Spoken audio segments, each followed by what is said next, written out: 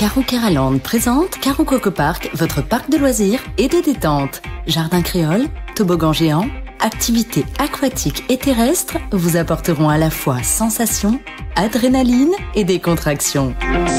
Régalez-vous dans son restaurant, le Coco Blue, ou dans l'un de ses snacks. Partagez les émotions fortes dans la zone de jeu Coco Game, où Escape Game, réalité virtuelle et maison de la peur vous offre un 3 en 1. Fêtez vos meilleurs événements avec Carreau Coco Recept dans nos espaces privés lounge.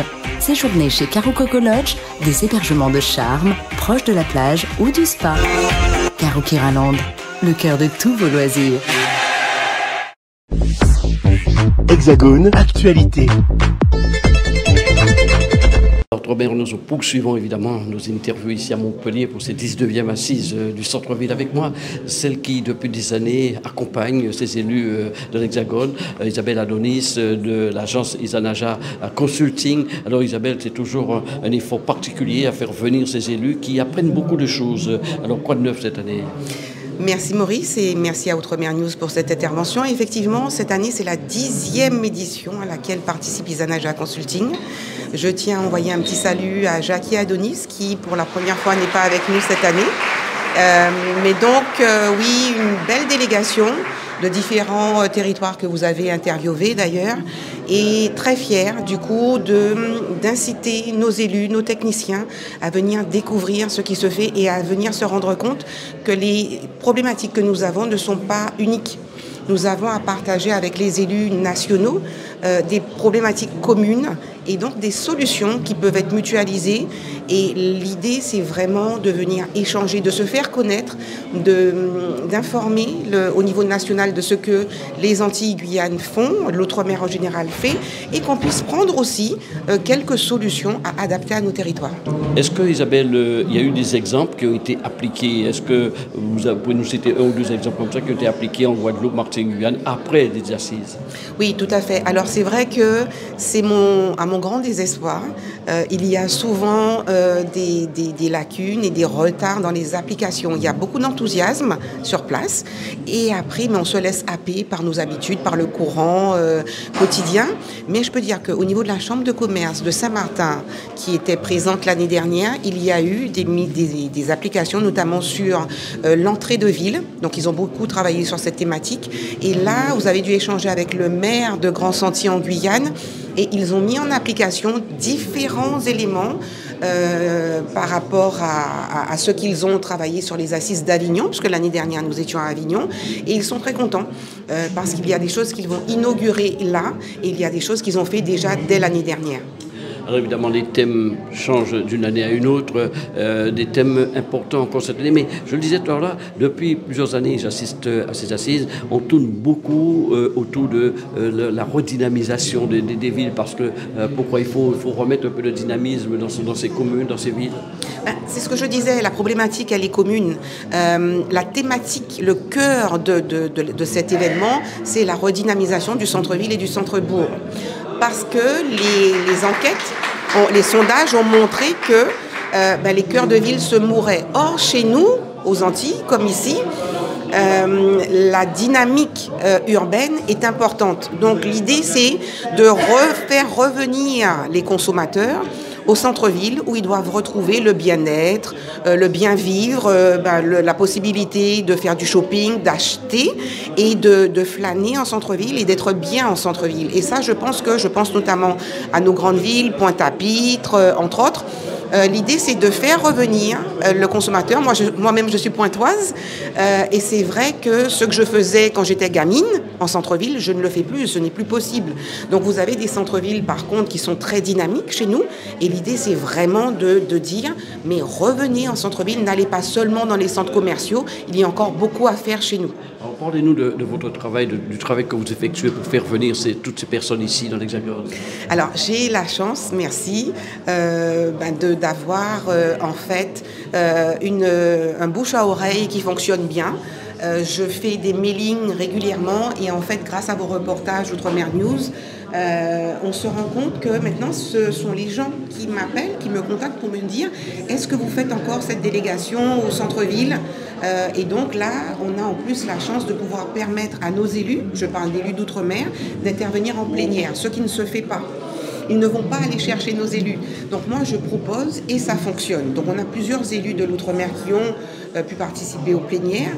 Et l'idée, c'est vraiment de pouvoir discuter encore davantage, de contacter directement les présidents des associations des maires pour qu'ils comprennent qu'il faut qu'ils soient présents, qu'ils échangent, qu'ils partagent et qu'ils viennent prendre des solutions, mais aussi donner des solutions. Parce que nous aussi, on fait beaucoup en centre-ville.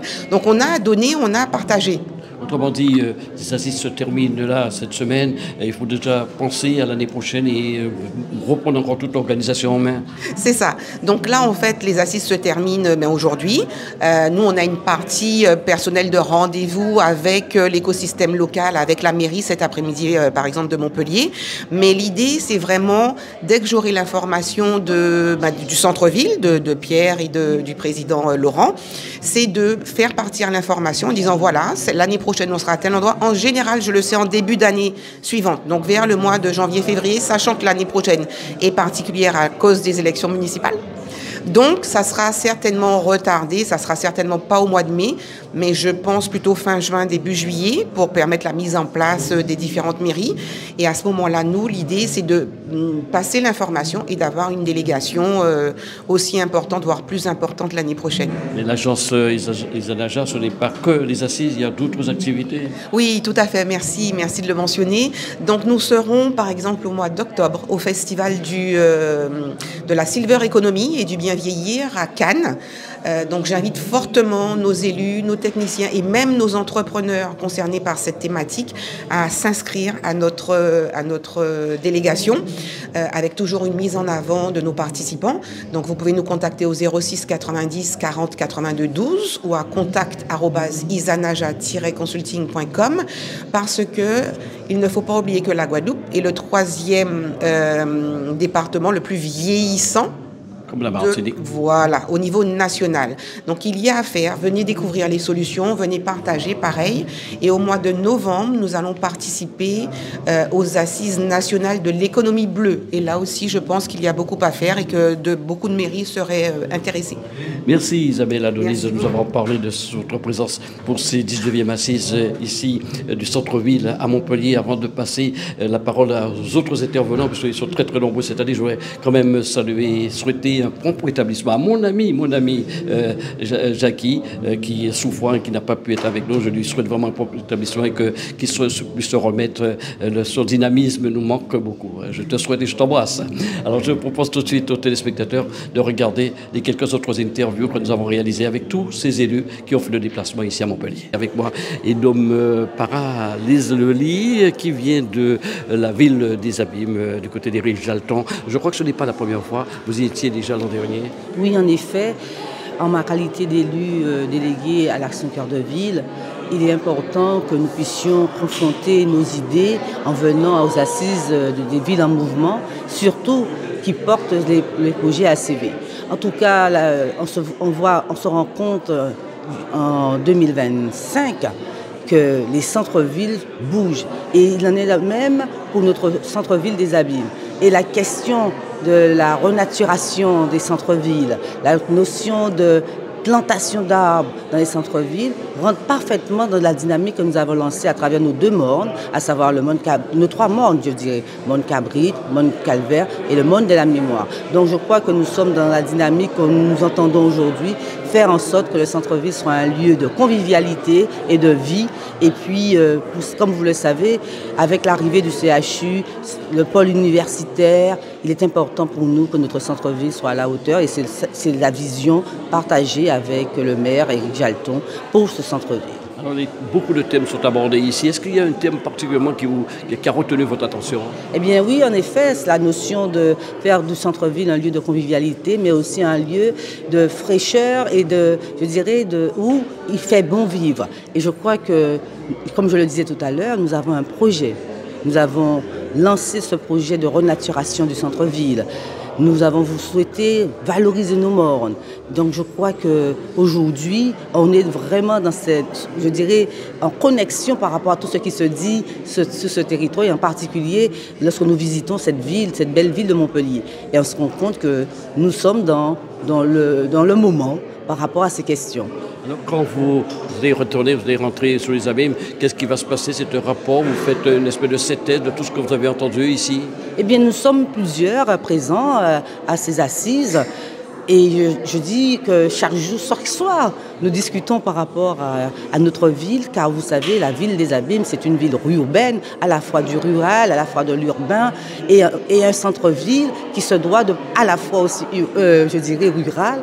On se doit de donner, je dirais, de mettre en place des outils permettant justement que les habitants de la ville des Abîmes, les administrés puissent converger aussi vers le centre-ville, sachant que ce centre-ville porte des équipements sportifs et aussi le futur gymnase, le stade René-Serge Nabajot, mais aussi, je dirais, nous avons les plateaux sportifs de tennis, mais aussi nous avons le palais de la culture Félix Proto, nous avons l'église, des marchés. Donc, c'est un centre-ville, je dirais, assez atypique, parce à la fois des modes, à la fois du rural, mais aussi des équipements, et sans oublier quand même l'hôtel de ville de la ville des Abîmes. Voilà avec moi présent la vice-présidente de la CARL, la communauté d'agglo Riviera du Levant, Olivia Ramoutard, présente cette année, qui était déjà là l'an dernier à Avignon. Alors d'abord, concernant l'an dernier, qu'avez-vous pu mettre en place sur justement cette communauté d'agglo?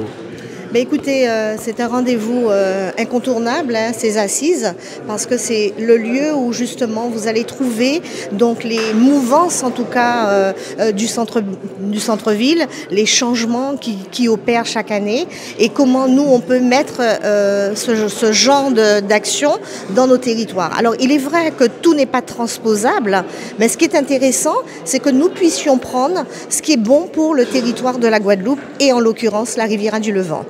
Donc l'année dernière, effectivement, nous avons assisté à ces assises à Avignon, où nous avons parlé effectivement sur par exemple une thématique des marchés, où nous avons travaillé sur la réorganisation de nos marchés, nous sommes sur un projet à partir de ces idées que nous avons trouvées aux assises. Nous avons donc travaillé sur la réorganisation des marchés pour qu'ils soient plus attractifs. Nous avons eu une idée brillante qui est le marché des enfants, que nous souhaitons mettre également à disposition de la Riviera du Levant. Et bien évidemment, aujourd'hui, en tout cas sur ces assises, à mon avis, c'est le rendez-vous incontournable pour les élus, notamment ceux qui sont au développement économique, au tourisme, à l'aménagement du territoire et à l'urbanisme. On se rend compte de toutes ces évolutions et nous devons être en veille en tant qu'élus pour pouvoir justement mener à bien nos différentes politiques publiques. Évidemment, les thèmes changent chaque année. Alors, qu'est-ce qui a retenu votre attention parmi tous les thèmes qui ont été abordés cette année? Alors, aujourd'hui, il y a un thème qui nous intéresse, en tout cas, c'est la durabilité de nos villes. Et plus que jamais, puisque nous sommes une île, donc nous devons travailler et mettre en place des politiques publiques en adéquation avec les générations futures, hein, puisque de toute façon, si on ne préserve pas notre île, on va être face à des difficultés. Donc, aujourd'hui, toutes les idées sont bonnes. Nous allons donc nous attacher à prendre celles qui nous intéressent pour la Riviera du Levant et évidemment mettre en place des actions en adéquation, toujours pour la préservation de nos îles et dans l'intérêt de nos populations et bien évidemment de nos visiteurs. Alors pour les élus qui nous regardent et qui regardent cette émission, est-ce que vous pourriez leur donner un conseil? C'est intéressant, c'est utile quand même de venir ici dans l'Hexagone à ces assises? Absolument. Je crois que les assises, c'est un rendez-vous incontournable. Et pour les élus des communes qui ne connaissent pas ces assises, je vous invite à venir les visiter, à venir vous former, à prendre des idées, parce qu'il faut partir pour pouvoir voir ce qui se passe ailleurs et pouvoir peut-être dupliquer certaines idées à l'échelle de notre territoire. Nous sommes toujours avec ces élus qui ont fait le déplacement jusqu'à Montpellier pour cette 19e assise du centre-ville. Avec moi, Dada Félix, qui est maire de Grand-Sentier en Guyane. C'est une première pour vous? Non, c'est la deuxième fois parce que l'année dernière, nous étions déjà à Avignon et c'est notre deuxième participation. Voilà. Alors, qu'est-ce que ces assises peuvent apporter pour une ville, une commune comme Grand-Sentier? Beaucoup du concret. On rencontre des gens qui nous parlent du concret et qui nous montrent sur le terrain du concret. Le centre-ville en mouvement, c'est quoi? C'est des réalisations, c'est des réadaptations, parce que vous savez, beaucoup de villes ont existé avant nous, mais nous venons pour apporter notre touche. Et à partir de là, nous venons dans cette assise-là pour voir ce qui se fait de mieux ailleurs et comment on peut l'exporter chez nous pas à l'identique, mais en adaptation. Adapté. Alors, est-ce qu'il y a eu, pour nous donner un exemple d'adaptation à partir des assises, par exemple, de l'an dernier? Je vais vous donner quelque chose de concret. L'année dernière, nous étions à Avignon. On a vu l'organisation du centre-ville. Quand je suis parti, je montais un projet de kiosque devant mon aérodrome. Parce que quand les gens arrivent à l'aérodrome, ils n'ont rien à faire. S'il y a des attentes, il n'y a pas de bar, il n'y a rien du tout. Aujourd'hui, nous avons eu le financement pour travailler dessus. Et hier, mieux encore, pour améliorer mon projet qui est en cours, hier, j'ai vu qu'au lieu de poser des bancs ordinaires, il fallait faire des bancs en béton. Une idée nouvelle. Une idée nouvelle pour venir revitaliser tout ça et laisser des espaces de 4 mètres, 3 mètres pour pouvoir planter des arbres parce qu'on ne peut pas mettre les gens au soleil même s'il y a des kiosques. Donc avec tout ça, tu vois que c'est du concret et c'est des choses que tu peux améliorer chez toi. Moi, je pense qu'il faut prendre les choses et les mailler avec ce territoire et voir qu'est-ce qu'on peut améliorer et comment on peut l'améliorer. Est-ce que vous pourriez lancer un appel à d'autres élus pour qu'ils participent chaque année aux assises? Ah oui, notamment à mon collègue Gilles Dehy de Papa Ishtan. Justement, lui, je le parle, c'est parce que c'est un collègue mien que je parle beaucoup avec. Je vais lui dire que c'est une bonne chose et on peut voir des choses très concrètes pour notre commune. Avec moi, Franck Guirozo, qui est le directeur général des services de la ville des Abîmes. Je crois que ce n'est pas une première et vous venez pourquoi à ces assises chaque année ici? Déjà, question importante, se déplacer, c'est pas simplement un simple fait de se déplacer, mais surtout ce qui est important, c'est se questionner sur la ville d'aujourd'hui et la ville de demain.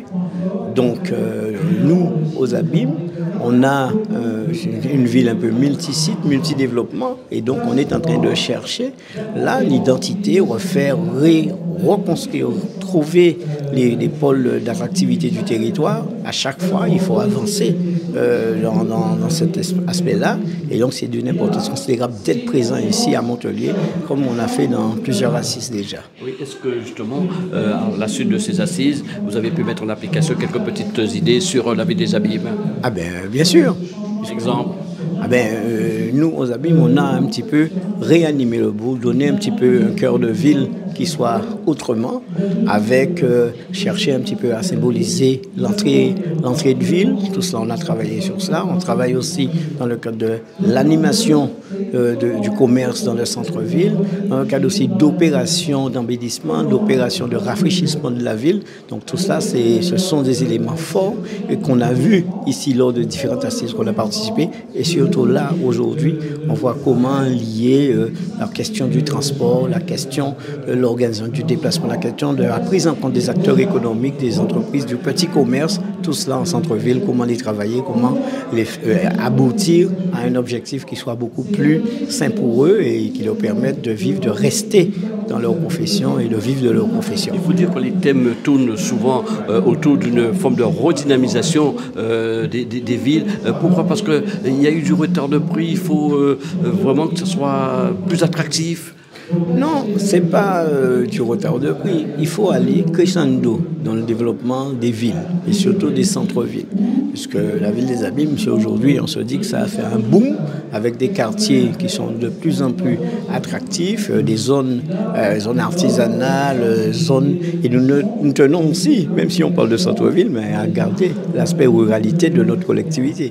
Et donc, ce qui est important, nous avons un territoire qu'il convient de développer en équilibre avec tous ces aspects, avec tous ces enfants, avec tous ces acteurs et permettre à ce que tout chacun y trouve son compte. Voilà, nous sommes avec Pierre Causé, celui qui a fondé les assises du centre-ville. Comment cette idée est venue, Pierre? Alors, c'est vrai qu'il y a maintenant 20 ans, notre association a 20 ans. C'est vrai que quand j'ai créé Centre-Ville en Mouvement, c'est vraiment une action très concrète en se disant qu'aujourd'hui, c'est les élus qui ont la main, c'est les élus qui peuvent décider. Alors pendant très longtemps, on a considéré que les élus, par rapport au commerce, par rapport au centre-ville, voilà, c'est les commerçants, point à la ligne.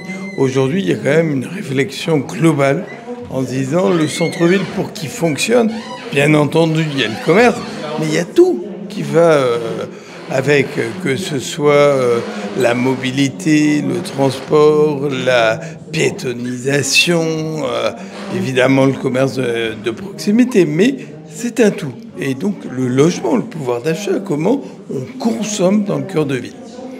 Alors, il y a une foule d'idées, des idées qui, chaque année, sortent de ces interventions. C'est tellement intéressant et parfois à prendre en considération pour les villes et communes de l'Hexagone comme des Outre-mer.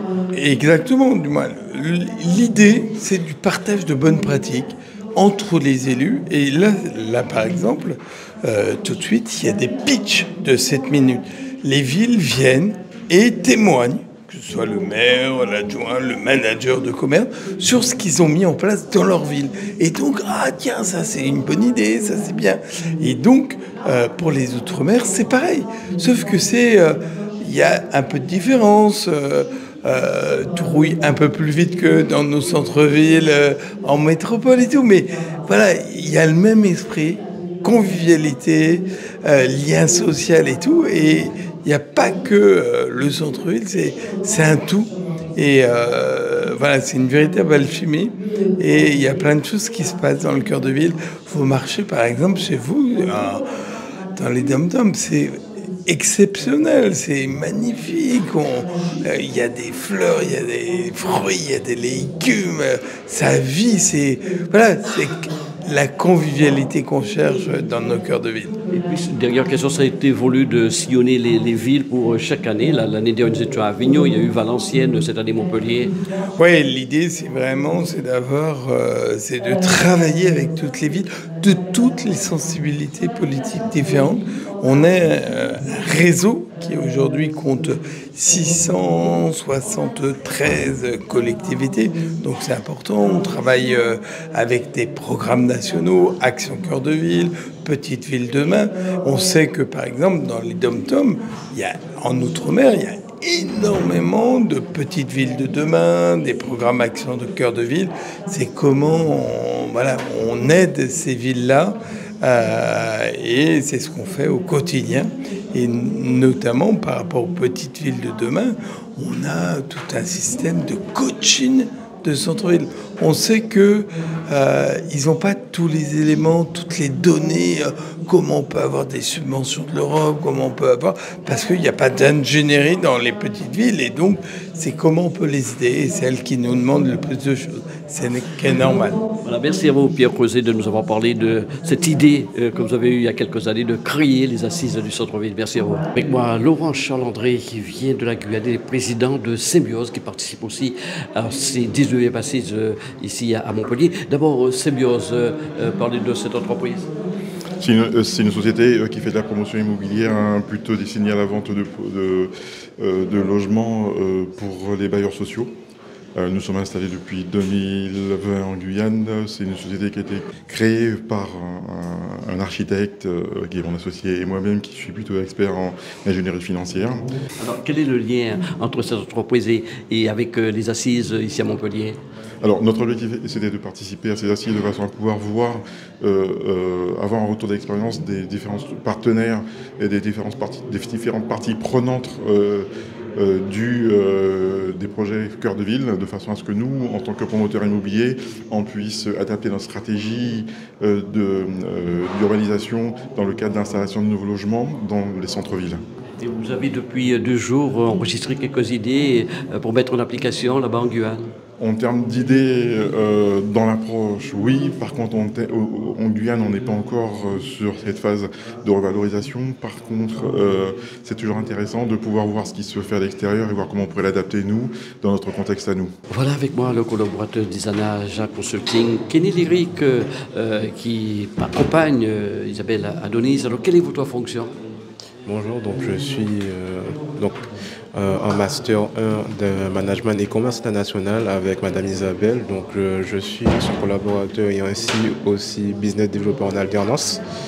Donc je l'assiste dans tout ce qui est liaison avec les différents acteurs lors des prises, des réalisations d'événements ainsi que dans le quotidien.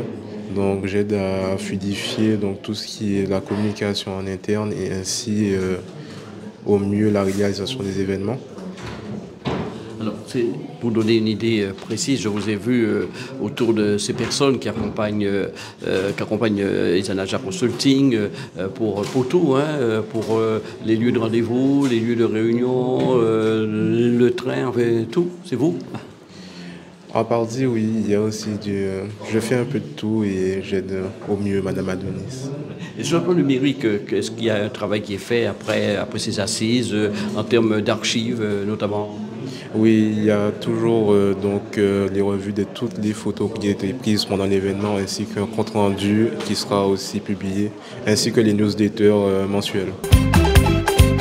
Au News Radio, assis outremernews.fr. On radio avec Info Guadeloupe, Martinique, Guyane, Réunion, Mayotte et surtout, musique pour tout le monde. Attention.